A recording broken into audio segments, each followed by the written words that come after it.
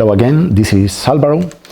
I've been lucky because I have received the pre-sales sample unit of HXR-NX100. Maybe you have heard about that. It was announced some weeks ago. It will be available ex-factory at the end of this year. This is a camera that is typically the brother of X70 because it shares the same sensor, 1 inch, what we call the big one. And it's technically the same sensor, 20 megapixel, 14.2 effective megapixel, and it is presented as the balance for those ones that are very careful about the depth of field when working with a large format sensor camera, for instance, A7S full frame or DSLR's full frame, or even with an aps-c, which is a sensor that has the same size as a Super 35, but also works with a very narrow depth of field. And when you use that sensor into a, let's say, reality production, you lose part of the image because of the depth of field, because a part of the image is out of focus. The other side of the balance is a camera like this, with typically a small sensor, a triple small sensor. In this case, this one is the NX30. NX30 is a camera that, as it has a very powerful stabilizer for the lens and the sensor itself, and they are working like an eye inside the camera. It's very nice for working with drones. However, some people claim that the sensor is very small because in a professional environment, we typically work with something even bigger than a triple 1/3 inch sensor. So this is one of the sides, this is another side, and in the middle, as time passes, some devices like this, 1 inch, are appearing. The good thing is that they provide, if depending on the distance, on the focal distance, they provide a shallow depth of field for fictional productions, but also enough depth of field for a live, let's say, ENG or news production. So now let's focus on the camera itself. As you can see, it's very light, very well balanced. You can see that it's well balanced. It uses the same NPF batteries as the rest of the next cam models, for instance, FS100, FS700. Now the battery is inserted here, and you can see that the balance is very nice. That is very good, very suitable for high hand takes in which I'm working, for instance, on a press release or some event in which there is some VIP person coming and every media is trying to shoot at him or her. So in that case, it's very usual to work with your hand above your head. In that case, it's very important to have a very well balanced camera to avoid being tired on your arm. Apart from that, obviously you can work over the 3 lens rings that you have. So this is one model that below 2,000 euros approximately allows you to have not only the 3 rings, professional rings obviously, but also 1 inch sensor. So you can work with that cinema looking picture in some cases, as for the X70, as I was telling you. In terms of connectivity, it has an HDMI output, as you can imagine. If you are working with an external recorder, there is no problem. You can keep working with that.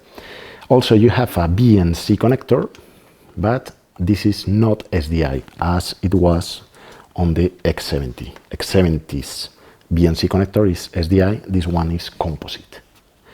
Also, you have audio via XLR, so it can be balanced, professional audio. And also, as you could see in some other models we have in Sony, we have the multi-interface shoe. This shoe allows you to connect some devices and to control them from the camera. So for instance, if you have a torch, a specific torch from Sony, LBPC, if I'm not wrong, you can command it so that it is lit when you turn on your camera, or only when you are shooting, or at some moments. Also, you can use some microphone, wireless microphone, like this one. This is the transmitter, and the receiver can be attached to a device, the SMAD-P3, that is directly inserted here, so there is no external cable for your camera. So there is no problem when operating the lens that you have any cable in the middle. Regarding recording, you have xavc-s, so the same codec as you have on the A7S.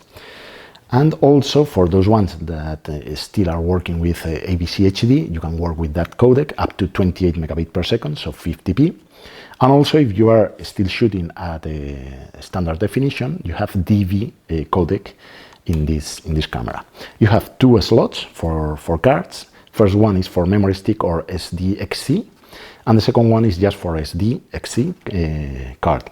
As in other models, since we have two recording buttons and we have two media slots, we can command each one of the cards from each one of the buttons. For instance, if you are shooting a live sports event, you can shoot everything on card A, and on card B just the highlights or just the songs, for instance. Also, apart from that independent rec trigger function, you can have the typical continuous mode. So when the card A capacity, when you have run out of capacity on card A, you can continue on card B, and when you are ingesting the material, it simply requests the second card. Or of course, you can have the same contents on both cards as a backup, or for instance for delivering one card to editing and the second one for color grading. So this is the camera. Lens is an evolution from this lens, from X70's lens. This one was manufactured by Zeiss. This one belongs to our G lens family, but in this case we can work with up to 24 zoom ratio through the clear image zoom technology. Let me explain that. As I have told you, we have a 14 megapixel resolution, effective resolution in the sensor. That allows us to have much more points of the signal to be analyzed. Instead of using a typical or classical digital zoom, which is typically working over an average, so from this value of 1 and this value of 5, in the middle it should be a 3, it analyzes much more values and even a library of behavior in which we have charged all the typical behaviors we have experienced in video, so that we can recognize, for instance, skin tones, or we can recognize even, let's say, flowers or buildings or bricks on a wall, so that interpolation can be done with a much better and much more efficient algorithm. That can be seen, for instance, on a video that I made for the X70. That video is made just with my camera on hand, so you can see how is the power of clear image zoom. So apart from that 2 times clear image zoom, there is a digital standard. So optical 12 times zoom, clear image zoom it's a 2 times zoom, and and digital standard is another 2 times zoom. So finally we could have up to 48 times zoom. So this is a very easy to use camera. The menu can be seen here. The menu structure is the same as the one we had on the FS100, FS700.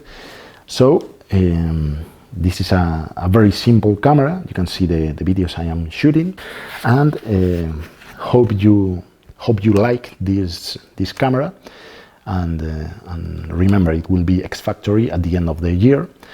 And finally, you can take a look on the rest of the videos I have on my channel, and thank you very much for taking a look on this one.